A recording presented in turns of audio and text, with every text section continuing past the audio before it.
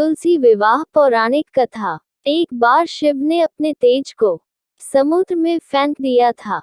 उससे एक महातेजस्वी बालक ने जन्म लिया। यह बालक आगे चलकर जलंधर के नाम से पराक्रमी दैत्य राजा बना। इसकी राजधानी का नाम जलंधर नगरी था। दैत्यराज कालनेमी की कन्या वृंदा का विवाह जलंधर से हुआ। जलंधर महाराक्षस था। अपनी सत्ता के मद में चूर, उसने माता लक्ष्मी को पाने की कामना से युद्ध किया, परंतु समुद्र से ही उत्पन्न होने के कारण माता लक्ष्मी ने उसे अपने भाई के रूप में स्वीकार किया। वहां से पराजित होकर वह देवी पार्वती को पाने की लालसा से कैलाश पर्वत पर गया। भगवान देवाधिदेव शिव का ही रूप धरकर माता पार्वती के समीप गया, परंतु मां ने अपने योगबल से उसे तुरंत पहचान लिया तथा वहां से अंतर्ध्यान हो गई। देवी पार्वती ने क्रुद्ध होकर सारा वृतांत भगवान विष्णु को सुनाया। जलंधर की पत्नी वृंदा अत्यंत पतिव्रता स्त्री थी। उसी के पतिव्रत धर्म की शक्ति से जलंधर न तो मारा जाता था और न ही पराजित होता था। इसीलिए जलंधर का नाश करने के लिए वृंदा के पतिव्रत धर्म को भंग करना बहुत आवश्यक था।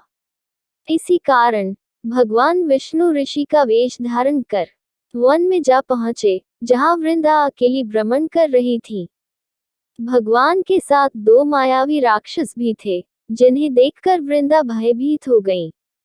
ऋषि ने वृंदा के सामने पल में दोनों को भस्म कर दिया। उनकी शक्ति देखकर वृंदा ने कैलाश पर्वत पर महादेव के साथ युद्ध कर रहे अपने पति जलंधर के बारे में पूछा। ऋषि ने अपने माया जाल से दो वानर प्रकट किए। एक वानर के हाथ में जलंधर का सिर था तथा दूसरे के हाथ में धड़।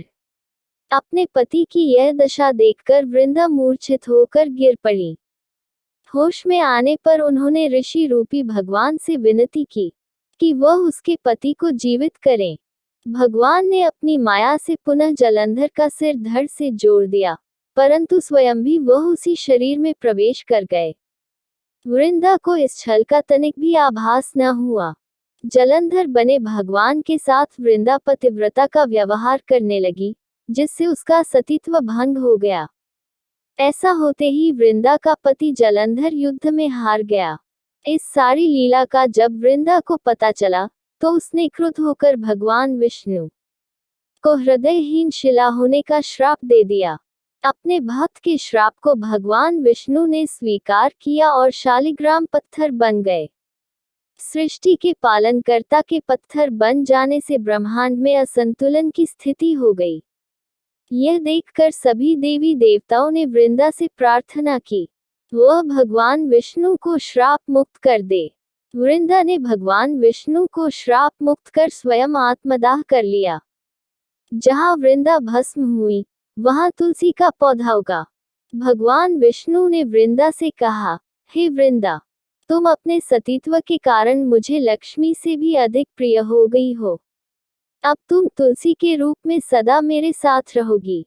तब से हर साल कार्तिक महीने के देव उठावनी एकादशी का दिन तुलसी विवाह के रूप में मनाया जाता है। जो मनुष्य भी मेरे शालिग्राम रूप के साथ तुलसी का विवाह करेगा, उसे इस लोक और परलोक में विपुल यश प्राप्त होगा। उसी दैत्य जलंधर की यह भूमि जलंधर नाम से विख्यात है। सती वृंदा का मंदिर मोहल्ला कोट किशनचंद में स्थित है। कहते हैं कि इस स्थान पर एक प्राचीन गुफा भी थी, जो सीधी हरिद्वार तक जाती थी।